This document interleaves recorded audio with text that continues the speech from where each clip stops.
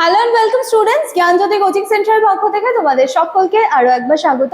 আজকে আমরা আলোচনা করব এসকেবিইউ NEP 5th semester major paper 7 instructional technology. এই যে পেপারটা রয়েছে এখান থেকে 2 মার্কসের কিছু কোয়েশ্চেন্স কিন্তু আজকে আমি আলোচনা করে দেবো।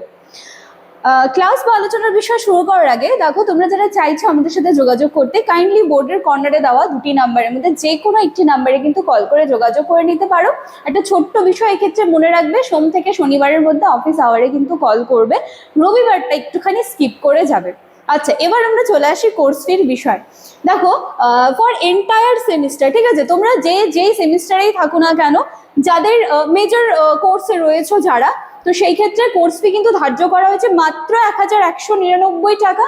এবং যারা মাইনর কোর্সে রয়েছে তোমাদের জন্য কিন্তু কোর্স ফি ধার্য করা হয়েছে মাত্র 699 টাকা, 699। ঠিক আছে, তোমরা যারা চাইছো আমাদের সাথে যোগাযোগ করতে, বোর্ডের কর্নারে দেওয়া দুটি নাম্বারের মধ্যে যে কোনো একটি নাম্বারে কল করে কিন্তু যোগাযোগ করে নিতে পারো। চলো, আর অতিরিক্ত কথায় না গিয়ে আমি সরাসরি আলোচনার বিষয়ে ফিরে আসছি।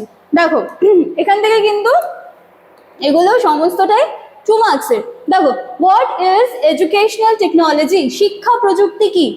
শিক্ষা প্রযুক্তির একটি প্রয়োজন লেখো। এই যে বৈশিষ্ট্য, এটা ভালো করে দেখতে হবে। শিক্ষা প্রযুক্তির একটি বৈশিষ্ট্য লেখো। তারপরে কি? যন্ত্র নির্ভর শিক্ষা পদ্ধতি কি? যন্ত্র নির্ভর শিক্ষা পদ্ধতি কি? নাম্বার 5, বিষয়বস্তু ভিত্তিক শিক্ষা পদ্ধতি বলতে কি বোঝো? খুব ভালো করে নাম্বার 4, নাম্বার 5 দেখতে হবে ফর 2 মার্কস। তারপরে কি? ব্যবস্থা ভিত্তিক শিক্ষা পদ্ধতি কি? Number 7, what is communication? ভালো করে দেখবে। শ্রেণীকক্ষ যোগাযোগ কি? দেখো, এই তোমাদের নাম্বার 8 এই যে কোয়েশ্চেনটা রয়েছে, এটা কিন্তু ভালো করে দেখে যাবে। শ্রেণীকক্ষ যোগাযোগ কি? ক্লাসরুম কমিউনিকেশন কি? এই যে এই জায়গাটা দেখো, রিসিভার কি? Who is called the receiver? আর হচ্ছে প্রেরক কাকে বলে, গ্রাহক কাকে বলে? এই দুটোই ভালো করে কিন্তু দেখবে, ঠিক আছে, এই দুটোই কিন্তু ভালো করে দেখবে। আচ্ছা, এবার দেখো, প্রতিক্রিয়া কি? নাম্বার 12, যোগাযোগে বিঘ্ন বলতে কি বোঝো? নাম্বার 13, শ্রবণ মাধ্যম কি? What is an audio medium?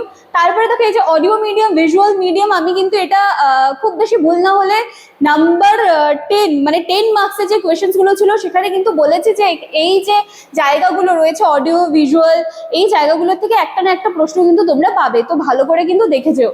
তারপরে কি আছে? শিক্ষাদানের ধাপ বলতে কি বোঝো? নাম্বার 15।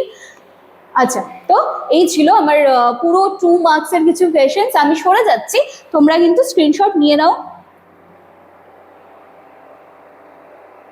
এটা সেকেন্ড স্লাইড, এটা থার্ড স্লাইড। চল, এই ছিল আজকের ক্লাস বা আলোচনার বিষয়। মেজর পেপার 7 থেকে কিন্তু আমি তোমাদের 2 মার্কস, 5 মার্কস, 10 মার্কস আজকে কমপ্লিট করে দিলাম। নেক্সট দিনে কিন্তু আবার পেপার 6 থেকে এভাবেই কিন্তু 2 মার্কস, 5 মার্কস, 10 মার্কসের কোয়েশ্চেন্স নিয়ে আসবো। দেখা হচ্ছে আবার নেক্সট দিনে ক্লাসে। Thank you.